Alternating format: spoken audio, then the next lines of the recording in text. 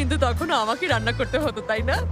আরে খাবার তো একটা অজুহাত, আসল ব্যাপার হলো দুজন মানুষের মধ্যে মনের মিল থাকা। আমি কি ঠিক কথা বলেছি দেমির, বলো? হ্যাঁ নিশ্চয়ই ঠিক বলেছেন।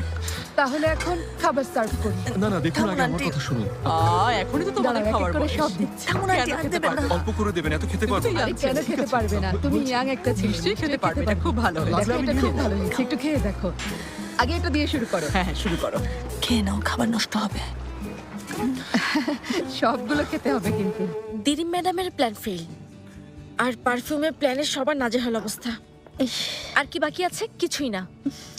না, কাজ হবে না। দেমির স্যারকে তাড়াতে পারবো না। অপারেশন চিতাকে আমাদের আরেকটু আপডেট করতে হবে, কিন্তু বেশি বাড়াবাড়ি করো না, আমার কথা শোনো। দেমির হয়তো একটু কড়া স্বভাবের, কিন্তু ও ছেলেটা খুবই ভালো। তোমরা ওর পেছনে কখনো লাগতে যেও না, তার চেয়ে ভালো নিজের কাজে মনোযোগী হও। এইভাবে বলো না তো উজাই ভাই, ওনার জন্য আমার আর বোরার ব্রেকআপ হয়ে গেছে। মারবে, তুমি এখনো ওসব নিয়ে ভাবছো?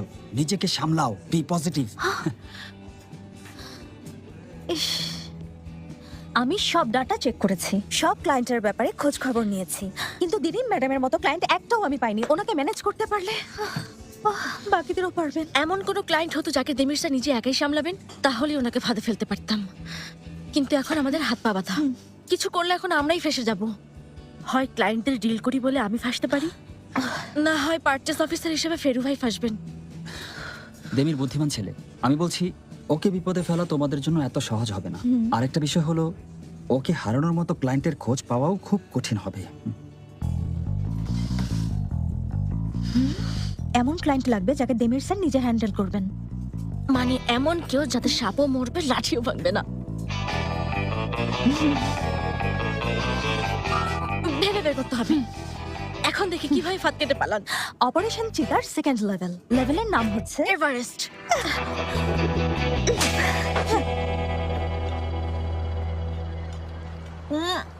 আর একটু নাও না সেলিন। হ্যাঁ নাও। লেলা আন্টি, আমি আর পারবো না, প্লিজ। আরে নাও, নাও, পারবে পারবে, এই বয়সে কেন খেতে পারবে না? আমিও ভালো খেতে পারি, কিন্তু ফিরোজের একটু হজমের সমস্যা হয়। আমিও ভালো খেতে পারি, কিন্তু একসাথে এত বেশি ক্যালোরি ইনটেক করার কোনো প্রয়োজন নেই, ঠিক বলেছি না?